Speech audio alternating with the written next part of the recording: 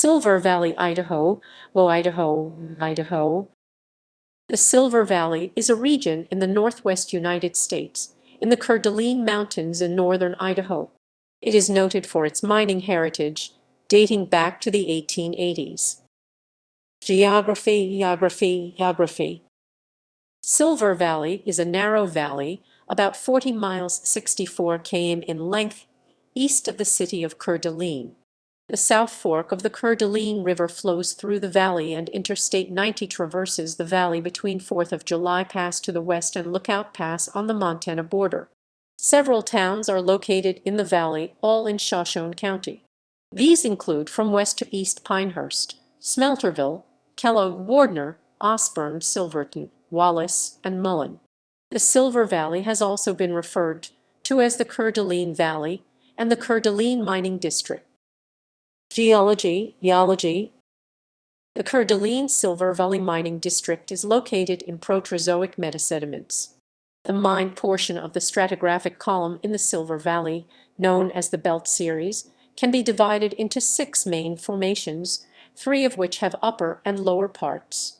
These are, from oldest to youngest, the Pritchard Formation Lower and Upper, Burke Formation, Rivette Formation, St. Regis Formation Lower and Upper, Wallace Formation Lower and Upper, and Striped Peak Formation. Of these, all but the Striped Peak are ore-bearing. All 6 of these formations are primarily composed of quartzite and argillite. Some limestone and dolomite also occur in the Wallace and Pritchard, and a smaller amount of carbonate occurs in the St. Regis. Ripple marks and mud cracks occur throughout the series. Together, these imply a shallow marine depositional environment. The mining district occurs along the intersection of 2 major regional structural features. A large anticline extends through the district, running in a north-northwesterly direction. The Lewis and Clark Line, a series of strike-slip faults running across the Pacific Northwest, crosses this anticline. Within this mining district, the major structure of the lineament is the Osborne Fault, which runs directly through the district's most successful silver belts. Its 16-mile 27 km displacement divides the district into 2 distinct parts, the southern Page-Galena Belt and the northern Golconda-Lucky Friday Belt. 3 main minerals make up most of the ore production in the Silver Valley. Galena PBS, or lead Roman II sulfide, is the most important ore mineral found in the Coeur d'Alene district veins. Galena is present in veins throughout the district. Sphalerite Zn. Fs is the second most important ore mineral, present in at least small amounts in most veins. The sphalerite is an important source of zinc throughout the ore belts. The third most abundant ore mineral is tetrahedrite Cu, Fe12 Sb4 S13. However, the tetrahedrite is responsible for the majority of the silver produced by the Silver Valley, as it's the tetrahedrite interspersed in the galena of the district that makes it so argentiferous. History. A party of 12 miners led by Elias Davidson Pierce found gold in Orofino Creek, a tributary of the Clearwater River, in 1860. The ensuing gold rush continued through 1875 before slowing. Among the prospectors who came north seeking gold in the Coeur d'Alene Mountains was Andrew J. Pritchard, who found gold in the alluvial sands of a creek near present-day Murray, Idaho in 1883. Later in the year, prospectors entered present-day Burke Canyon seeking placer gold along Canyon Creek. Miners and prospectors came to the region after gold and silver deposits were found in the Coeur d'Alene Mountains, and the Northern Pacific Railroad came to the region in 1883. In the 1890s, 2 significant miners' uprisings took place in the Coeur d'Alene mining district, where the workers struggled with high risk and low pay. In 1892, the Union's discovery of a labor spy in their midst, in the person of Charlie Siringo, a sometime cowboy and Pinkerton agent, resulted in a labor strike that developed into a shooting war between miners and the company in Burke Canyon. When the mine owners planned to reduce wages of some workers to offset increased operating costs, the miners declared a strike against the reduction of wages and the increase in work hours and demanded a living wage be paid to every man working underground, the common laborer as well as the skilled, in a stand for industrial union. To restore order to the state of rebellion in Shoshone County, Governor N.B. Willey declared martial law and sent federal troops to arrest and detain the Union miners, but not before dozens of casualties, including 6 deaths, and the destruction of the Frisco Mill. A similar labor confrontation in 1899 took place after the Union was launching an organizing drive of the few mines not yet fully unionized, where miners working in the Bunker Hill and Sullivan mines were receiving 50 cents to $1 less per day than other miners. Like in the 1892 strike, martial law was declared by Governor Frank Steunenberg, and wholesale arrests and mass incarcerations were done to bring back order. By 1903, Burke Canyon was the most developed mining region in the Coeur d'Alene Mountains and was home to 7 dividend-paying mines, the Gem of the Mountains, Frisco, Mammoth, Standard, Hecla, Tiger Poorman, and Hercules mines. Other mines soon began production throughout the Coeur d'Alene mining district, including the Bunker Hill Mine 1886, Star Morning Mine 1887, Sunshine Mine 1890, Galena Mine 1922, and Lucky Friday Mine 1942. A devastating wildfire swept through the area in August 1910 as lightning and human-caused fires, fanned by strong winds and dry conditions, consumed 3 million acres and damaged or destroyed Wallace, Kellogg, Osborne, Burke, and Murray. During the fire at Pulaski, a U.S. Forest Service ranger led a crew of 45 men into an abandoned prospect mine near Wallace, saving 39 lives.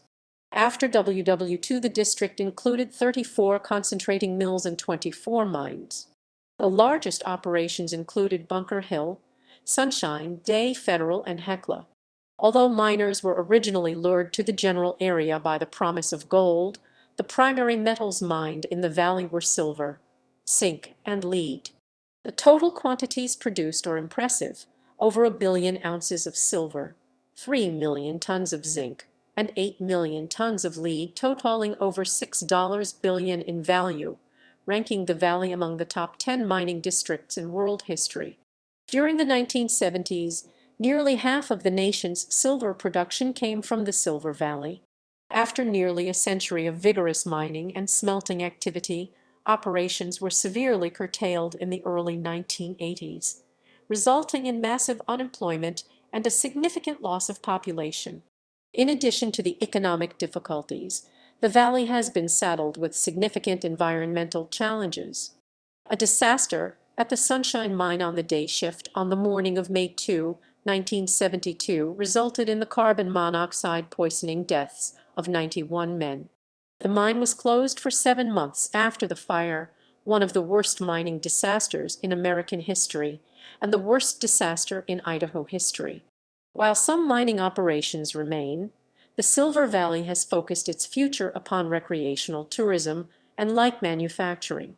The nearest major population center is the city of Spokane, Washington, which is 70 miles 110 km west along I 90.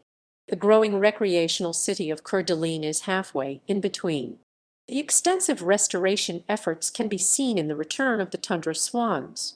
Restoration means returning an area to its healthy natural habitat. The Idaho Geological Survey lists several active and inactive mines in the Silver Valley. Active: Lucky Friday Mine, Galena Complex, consisting of Coeur Mine, Galena Mine.